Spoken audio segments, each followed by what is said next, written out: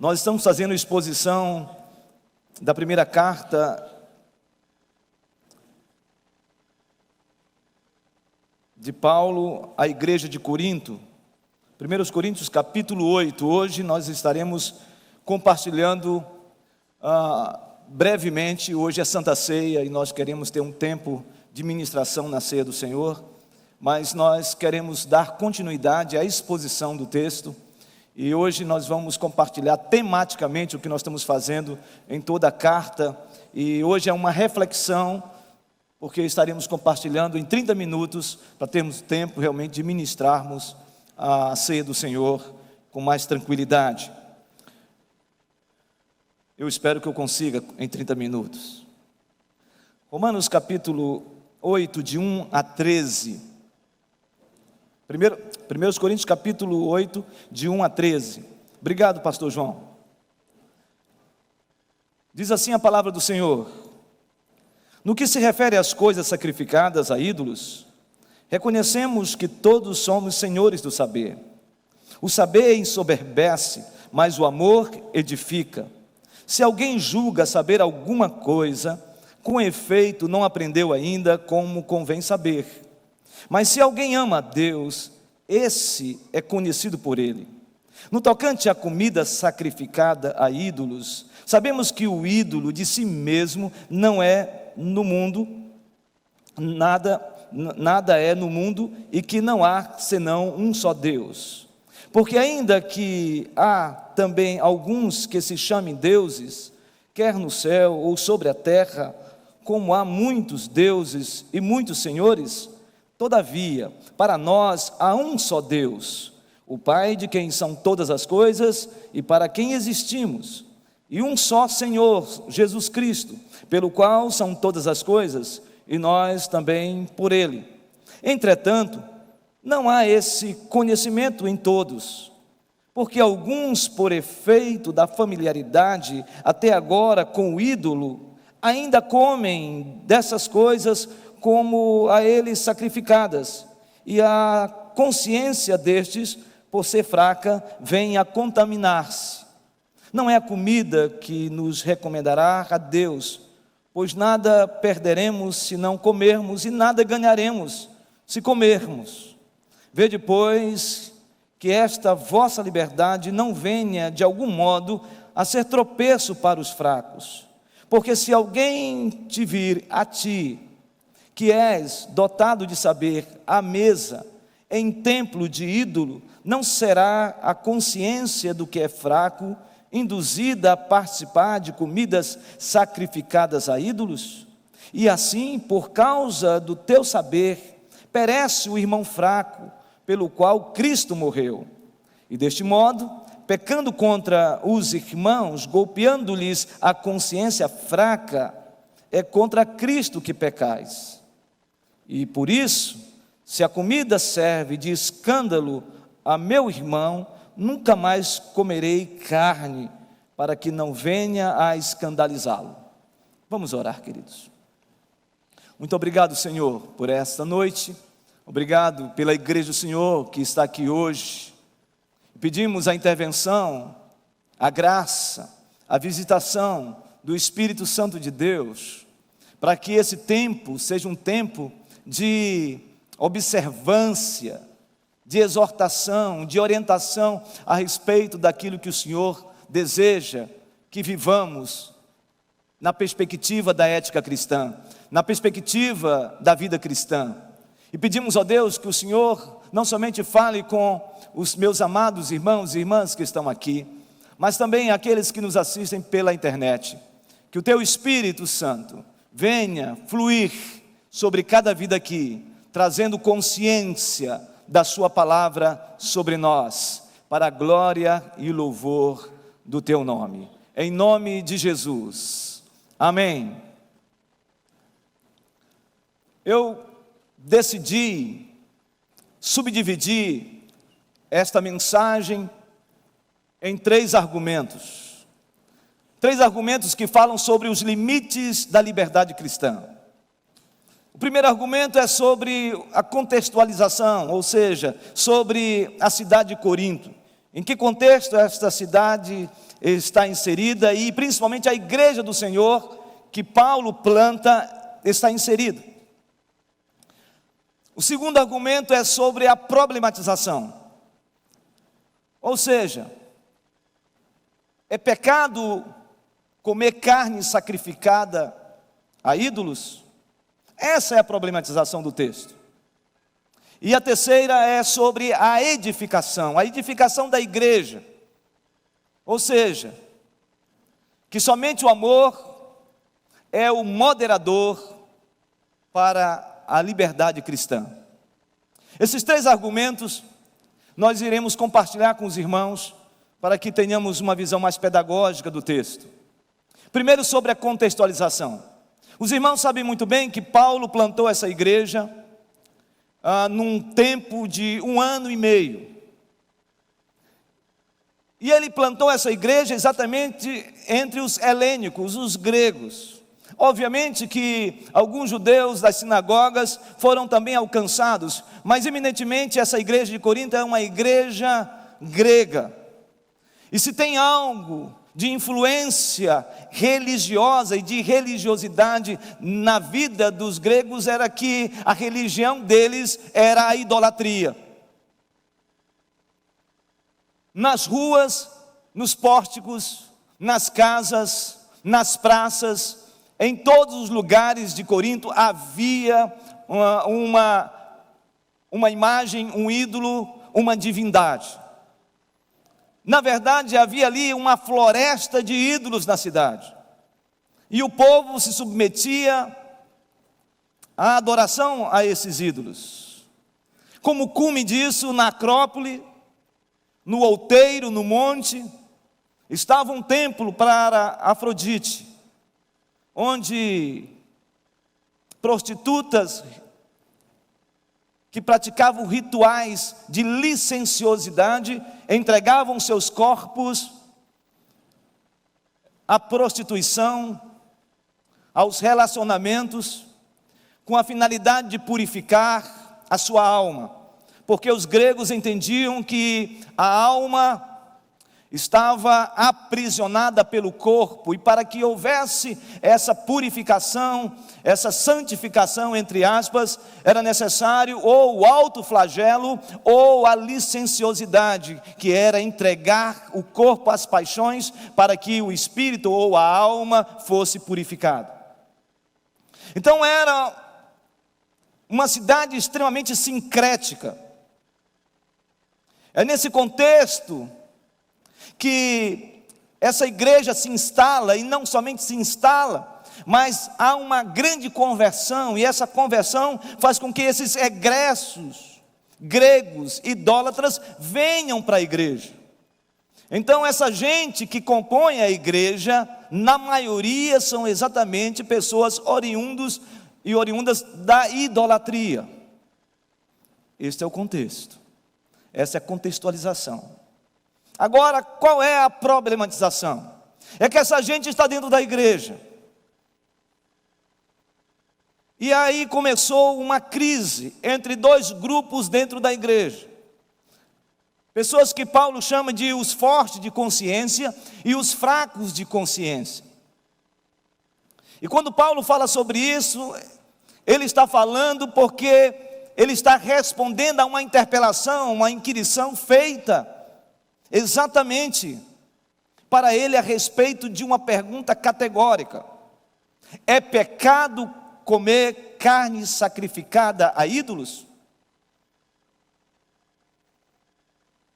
Eu gostaria de fazer uma analogia. Obviamente que a nossa realidade é um pouco diferente, porque nós não temos dificuldade nenhuma de comer carne. Mas eu quero que você pense numa pessoa que saiu do baixo espiritismo, onde essas pessoas faziam despachos, e essa pessoa tem um encontro com Cristo, é liberta por Cristo, e após a sua libertação ela vem para a igreja. E ela encontra uma outra pessoa dizendo para ela o seguinte: eu não tenho nenhuma dificuldade de passar numa encruzilhada e encontrar um despacho, ou seja, uma galinha assada, uma garrafa de bebida e também uma farofa. Eu não tenho nenhuma dificuldade de comê-los. Alguém aqui se atreve a isso? Tem alguém que está fazendo assim: meu Deus, misericórdia.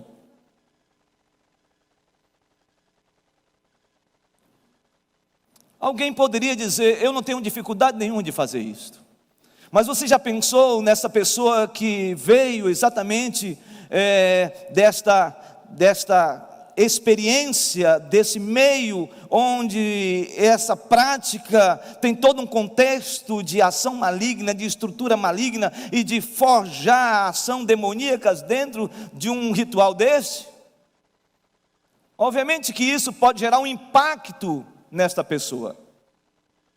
Quando Paulo fala de pessoas de fraca consciência e de uma forte consciência, Paulo não está dizendo aqui que essas pessoas são frágeis na caminhada cristã. Ele está falando exatamente das dificuldades que você tem quando você está envolvido em alguma área, e esta área que você está envolvido é terrível, e você se liberta dela, e você agora não quer mais ter nenhum vínculo com ela. Uma pessoa que é envolvida com o alcoolismo, e ela tem a libertação, e aí então ela se depara com um cristão que não tem nenhuma dificuldade de tomar um gole de vinho, e para ele fica tudo bem, sem problema nenhum, mas talvez para essa pessoa gera uma insegurança, uma percepção de que parece que as coisas não estão bem acertadas nessa caminhada. Se eu me libertei disso, porque agora que eu percebo que há alguns irmãos que são dados ao vinho, à bebida, e me parece que isso não é correto. É nesse sentido. Então vamos observar o texto e perceber como que Paulo trata sobre os limites da liberdade cristã. Ele começa dizendo assim: no que se refere às coisas sacrificadas a ídolos, reconhecemos que todos somos senhores do saber. Paulo aqui usa uma expressão muito interessante, porque a expressão que ele usa é dotados de saber. Ser uma pessoa dotada de saber aqui é a ideia de gnoses mesmo no texto, de conhecimento. Ele está dizendo que todas as pessoas têm o conhecimento, sabem o que está acontecendo. Ele está respondendo à igreja. E ele diz: o saber ensoberbece. O que ele quis dizer com o saber ensoberbece? É de que o saber sem conjugar o amor, de fato, ensoberbece, porque ele diz que o amor é que edifica. O que ele está dizendo é que há muitas pessoas que acham que são conhecedoras, detentoras de conhecimento, e esse conhecimento dissociado do amor de Deus, na verdade é um pseudo-conhecimento. É apenas uma capacidade de intelectualidade, mas totalmente separado do espírito sapiencial, ou seja, de um conhecimento, de uma sabedoria, de uma sensibilidade para o que está acontecendo. E Paulo continua dizendo: se alguém julga saber alguma coisa, com efeito, não aprendeu ainda como convém saber. Mas, se alguém ama a Deus, esse é conhecido por ele. No tocante à comida sacrificada, então Paulo agora vai tratar sobre isso. Ele diz: a ídolos, sabemos que o ídolo de si mesmo nada é no mundo e que não há senão um só Deus. Então Paulo está dizendo que uma pessoa sadia, uma pessoa com maturidade cristã, com uma sã consciência, ele sabe claramente de que os ídolos não têm poder algum, não tem poder de forjar e de mudar a história de quem quer que seja, porque só existe um Deus todo-poderoso, Criador dos céus e da terra, e o seu nome é Jesus de Nazaré. O que ele está dizendo é de que quando nós temos essa clareza, a gente entra num nível de maturidade, de compreensão, de saber lidar com aquilo que pode ser e aquilo que não pode ser, aquilo que é certo, aquilo que é errado. Quando você tem essa consciência, e essa consciência ela está em cumplicidade com o amor de Deus na sua vida, você vai ser uma pessoa sensível. Você não precisa escandalizar o seu próprio irmão, gerar tristeza no coração dele através de comportamentos. Mas ele continua falando, porque ainda que há também alguns se chamem deuses, quer no céu ou sobre a terra, provavelmente Paulo aqui está falando sobre os deuses, a mitologia grega, falando sobre Zeus, Apolo, Mercúrio, falando sobre esses deuses. Ele diz, quer no céu ou sobre a terra, os semideuses, como há muitos deuses e muitos senhores, todavia para nós há um só Deus. Paulo está dizendo o seguinte: não existe politeísmo na caminhada cristã, e nem panteísmo, politeísmo de adorar ídolos e panteísmo de ver nas coisas deuses. O que ele está dizendo é que só existe um só Deus, e todos os outros engendramentos no mundo espiritual estão sujeitos, estão debaixo desse poder que é onipotente, que é onipresente, que é onisciente. E ele continua dizendo, o Pai de quem são todas as coisas, o Criador, para quem existimos, e um só Senhor, Kyrios, Jesus, pelo qual são todas as coisas, e nós também por Ele. Ele está falando qual é a nossa postura, como deve ser nossa postura, como alguém que é forte de consciência. Alguém que tem uma consciência saudável, é alguém que tem o conhecimento, e o conhecimento relacionado com o amor de Deus. Um conhecimento dissociado do amor de Deus é um conhecimento que ensoberbece, ou seja, leva à altivez tão somente. No original, o texto aqui quer dizer como se fosse uma espécie de uma bola e aquele vento dentro sem nenhum significado, como se fosse uma lata vazia que você bate e ela retine apenas. Essa é a ideia de um conhecimento soberbo, um conhecimento cheio de pompa, mas totalmente dissociado da piedade, da graça e do amor de Deus. Tem muita gente assim na igreja,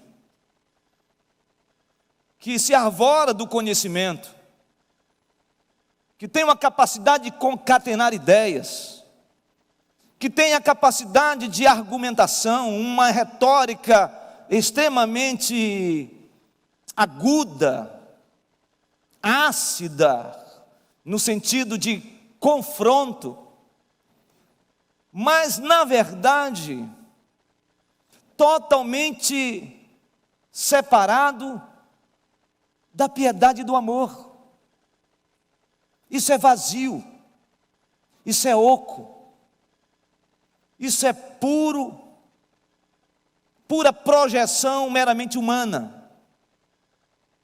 Quando você vê alguém vomitando conhecimento, fique meio preocupado, porque há muita gente que arrota conhecimento, mas não tem vida piedosa. O que Paulo está dizendo aqui é uma pessoa sã, uma pessoa de uma consciência firme, saudável, é uma pessoa que tem a clareza de ter o conhecimento de Deus, o conhecimento da palavra de Deus, e ao mesmo tempo uma experiência inaudita com Deus, de tal maneira que essa experiência com Deus gera intimidade com Ele e piedade.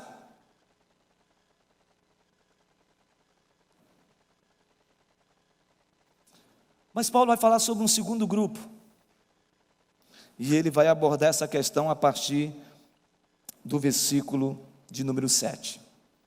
Diz assim: entretanto, não há esse conhecimento em todos, porque alguns, por efeito da familiaridade até agora com o ídolo, ainda comem dessas coisas como a eles sacrificadas, e a consciência destes, por ser fraca, vem a contaminar-se. Não é a comida que nos recomendará a Deus, pois nada perderemos se não comermos, e nada ganharemos se comermos. Agora Paulo vai falar sobre gente que de alguma maneira pode ser susceptível ainda a práticas que não agradam a Deus. E eu e você podemos de alguma maneira gerar isso na vida daqueles que são fracos de consciência. Paulo não está falando somente para aqueles que começaram a sua caminhada na fé. Mas eu quero aqui fazer uma alusão e fazer aqui uma analogia para nós entendermos melhor.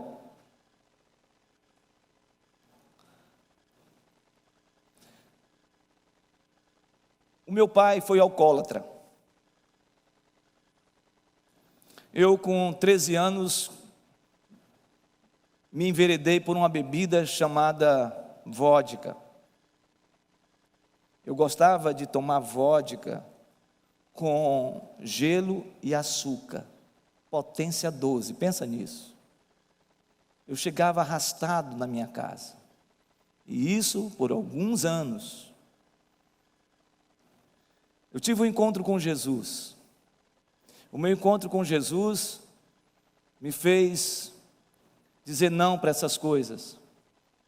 Mas na caminhada, em algum momento, eu voltei novamente a beber, a tomar uma cerveja. Algumas pessoas que eu sabia que tinha problemas nesta área, eram pessoas que foram discipulados e discipuladas por mim. E essas pessoas muitas vezes também vieram desses mesmos lugares que eu vim, que gostavam de tudo isso. Um dia uma pessoa viu eu bebendo. Aquela pessoa ficou extremamente escandalizada, e eu disse para aquela pessoa: fique tranquilo, isso aí não vai fazer você nem mais espiritual e nem menos espiritual, está tudo na bênção. Mas aquele querido ficou assustado com isso. Ele ficou me questionando sobre isso. E qual era o questionamento dele? Eu tinha uma enorme dificuldade nessa área. Eu fui evangelizado, eu fui alcançado, o Senhor me alcançou, agora eu sou de Jesus e agora eu vejo você como paradigma dizendo que isso não tem problema. Por mais que eu argumentasse a ele, o que estava acontecendo é que dentro dele estava acontecendo um escândalo. Irmãos queridos e irmãs queridas, tem algum problema aí para a festa junina? Você pode pensar e refletir sobre isso. Mas existem muitas pessoas que têm uma enorme dificuldade com festas juninas. Tem uma enorme dificuldade de participar. Por quê? Porque já essas pessoas vieram desses lugares e viram coisas nesses lugares que talvez você não tenha visto, e que já enfrentaram situações, espiritualmente falando, que também mexeram com essas pessoas. E então essas pessoas agora vêm para a igreja, estão na casa do Senhor, e aí começam a observar que tem um monte de crente que se envolve em todo tipo de sincretismo religioso, que entra em qualquer lugar e não tem nenhum problema. E mais ainda, tem alguns que dizem assim: pastor, não tem problema nenhum, eu vou para um forró bodó, eu vou lá, porque eu vou continuar evangelizando. Você já parou para pensar sobre isso? Você já parou para pensar do que está acontecendo com a igreja evangélica, com esse mundanismo que está adentrando dentro dela, como fosse algo tão avassalador, não somente a secularização, mas todo o misticismo, e além disso o sincretismo? Você já pensou nisso? Você já pensou no secularismo que está adentrando dentro da igreja, de maneira terrível, onde as festas de 15 anos, hoje, não tem atmosfera nenhuma de gente que teme a Deus?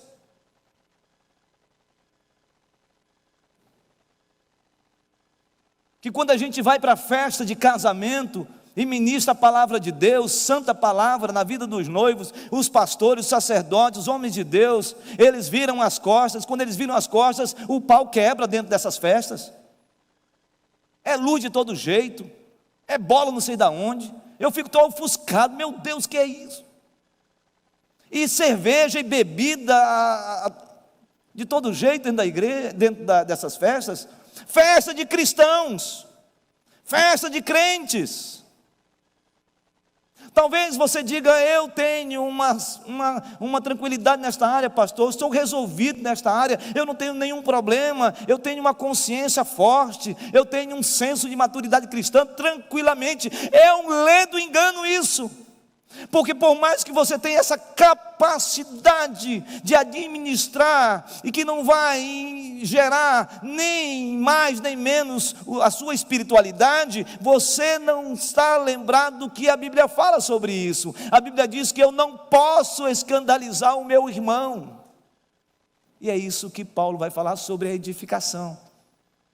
Paulo vai tratar disso agora. Observe o versículo de número 9, ele diz: vede, porém, que esta vossa liberdade não venha de algum modo a ser tropeço para os fracos. Então, Paulo está dizendo o seguinte: gente, vocês podem viver comendo carne sacrificada, e isso não vai gerar nenhum tipo de problema na espiritualidade de vocês. Vocês que são fortes de consciência. Mas, lembre-se de uma coisa: você tem que tomar cuidado, para que você não seja, enquanto a liberdade cristã, tropeço na vida daqueles que têm fragilidade nesta área. Então tem muitos irmãos que se sentem constrangidos, sofrem, se sentem vilipendiados com comportamentos, atitudes, muitas vezes, de gente que não tem nenhuma dificuldade com isso. Eu não posso fazer, eu não posso agir, eu não posso me embrenhar na bebida, eu não posso andar em lugares que Deus não quer que eu vá, eu não tenho que ir no porão do alemão, ou então outro tipo de coisa que acontece por aí. Eu não posso ir por amor ao meu irmão também, não somente porque isso contamina mesmo, isto é pecado mesmo, porque isso é mundanismo, mas principalmente porque eu não posso escandalizar o meu irmão. Esse é o ponto.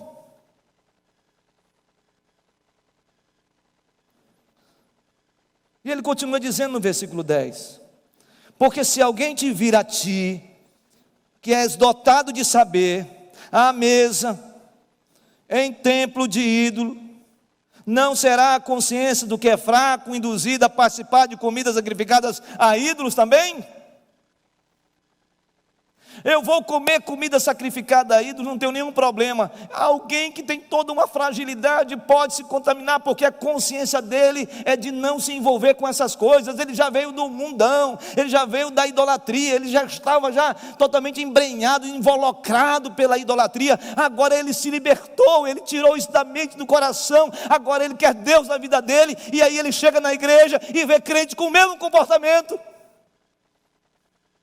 É paradoxal, é incongruente, não está correto. Irmãos e irmãs, eu penso que o Evangelho tem que ter essa densidade na nossa vida. Me parece que a gente está na superficialidade do Evangelho, a gente está meio açucario, a gente está meio que blasé espiritualmente falando. E aí ele continua dizendo o porquê que eu tenho que olhar para o meu irmão. Ele diz no versículo 11: e assim, por causa do teu saber, do teu conhecimento, meu irmão, perece o irmão fraco, pelo qual Cristo morreu.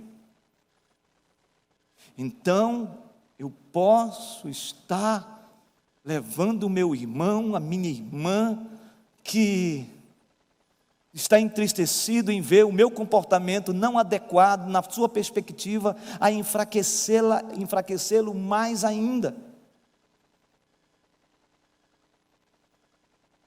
E ele morreu, Cristo morreu por ele também. Então aquele que saiu da luta, do enfrentamento, da angústia, saiu do baixo espiritismo, do candomblé, da macumba, da quimbanda, da hidromancia, saiu do kardecismo, saiu de todo tipo de ação carnal, se afastou da prostituição, se afastou do adultério, se afastou das negociatas da vida, se afastou, e agora é de Deus essa pessoa é de Deus. E aí então eu ainda com o meu jeito, achando que eu sou uma pessoa inabalável, que eu sou espiritualmente capaz de superar e sobrepujar qualquer adversidade da vida, então por causa disso, eu posso fazer o que eu quero, sem problema nenhum, como se o meu irmão não tivesse nenhuma relevância na minha vida, e eu, relevância na vida dele. Ei, Cristo morreu também por essa gente. O que Paulo está dizendo é que a gente precisa ter essa consciência. Eu não posso comer comida sacrificada a ídolo, porque eu sei que tem um monte de irmãos da igreja de Corinto que vieram para a igreja e que tinham essa luta. E se tinha uma coisa que era farta, era carne naquela época, porque levavam os corintianos, levavam o animal era sacrificado, uma parte ficava com o sacerdote, outra parte era vendida para o mercado, e outra parte ficava com aquele que estava ofertando, e levava muitas vezes para casa também.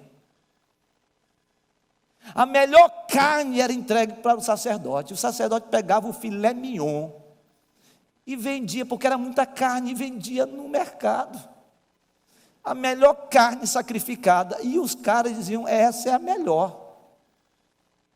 Esses irmãos com dificuldade disseram, nós não vamos mais comer, nós vamos ser vegetarianos.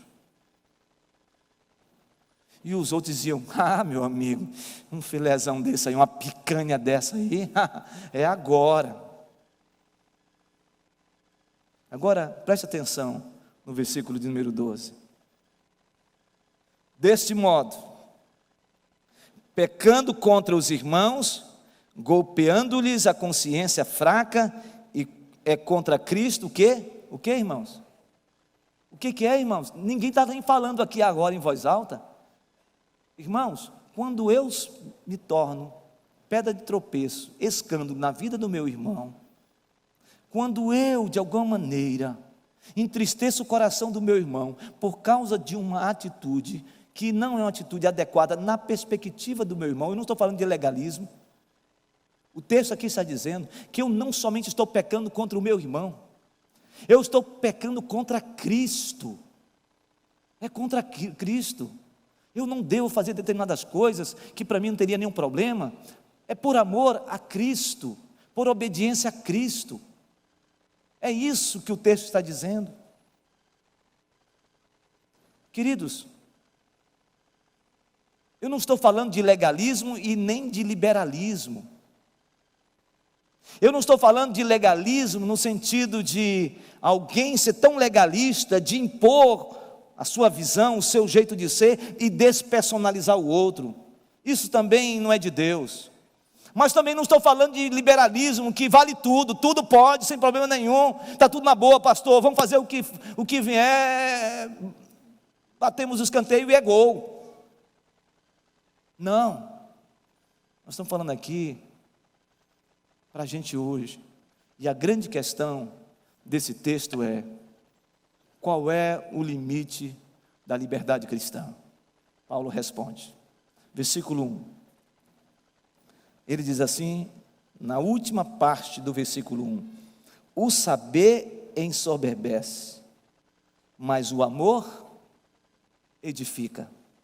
E aí, o versículo de número 13, ele conclui, e por isso, se a comida serve de escândalo a meu irmão, nunca mais comerei carne. Quem está dizendo isso é Paulo, para que não venha a escandalizá-lo. Então, qual é a tônica? Qual é a ênfase dessa problematização e que faz com que a gente saia daqui edificados. Eu não devo fazer isso por amor. Então, se eu escandalizo ou entristeço o meu irmão, eu tenho que não fazer mais, mesmo que isso não afete a minha espiritualidade, na minha perspectiva, por amor ao meu irmão. Por amor ao meu irmão. Por amor ao meu irmão, eu não vou entrar nas festas juninas e fazer quadrilha e tudo mais. Por amor ao meu irmão e à igreja do Senhor Jesus. Eu não devo ir para qualquer tipo de bar e me associar, muitas vezes, a uma vida desregrada, por amor ao meu irmão e à igreja. Eu não devo gerar nenhum escândalo no meu irmão, por amor a ele. E se eu tiver que parar de ir em tal lugar, ou deixar de fazer outra coisa, de fazer com que os casamentos na igreja, e os eventos na igreja, sejam casamentos maravilhosos, lindos, sem bebida alcoólica, cheio de alegria, cheio de festejo, uma festa judaica eminentemente cheio de alegria e tudo mais, eu vou fazer por amor. Eu vou fazer por amor. E se eu fizer tudo isso por amor, eu não estarei pecando contra Cristo. A palavra de Deus para a gente hoje é: qual é o limite da sua caminhada cristã? Qual é a sua ética cristã? Qual é o seu comportamento cristão hoje? Ele corresponde verdadeiramente com os ditames da palavra de Deus na sua caminhada? Se assim o for, você vai viver uma vida em plenitude. Deixa eu lhe falar uma coisa importante, para concluir esta mensagem. Paulo, escrevendo aos Romanos, no capítulo 14, ele diz assim: a fé que tens, tem-na para ti mesmo. Bem-aventurado é aquele que não se condena naquilo que aprova. Isto é uma consciência saudável. Mas Paulo continua dizendo: mas, havendo dúvida no que você faz, você tem que pensar. Porque tudo que provém de dúvida é pecado.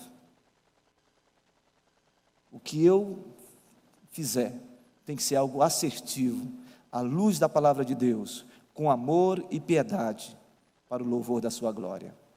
Que seja assim, a minha vida e a sua vida, e que essa igreja seja edificada cada vez mais, nos limites da liberdade cristã.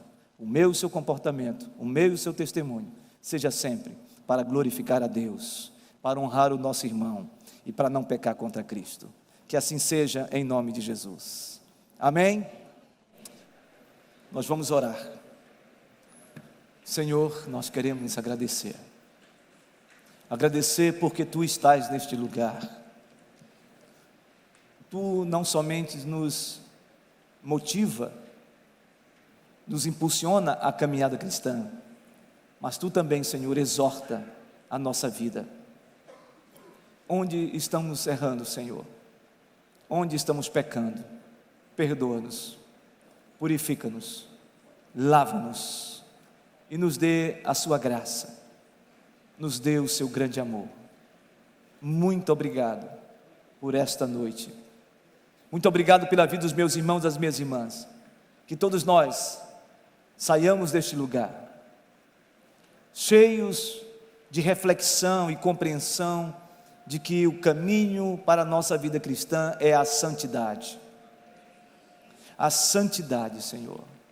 Porque se o Senhor nos agraciou, o Senhor nos alcançou, o Senhor nos salvou com santa redenção, o resultado disso agora, Senhor, é que nós queremos viver uma vida santa, uma vida de santidade, uma vida, ó Deus, onde nós não temos nenhum receio de denunciar o pecado e viver uma vida para a glória do Teu nome.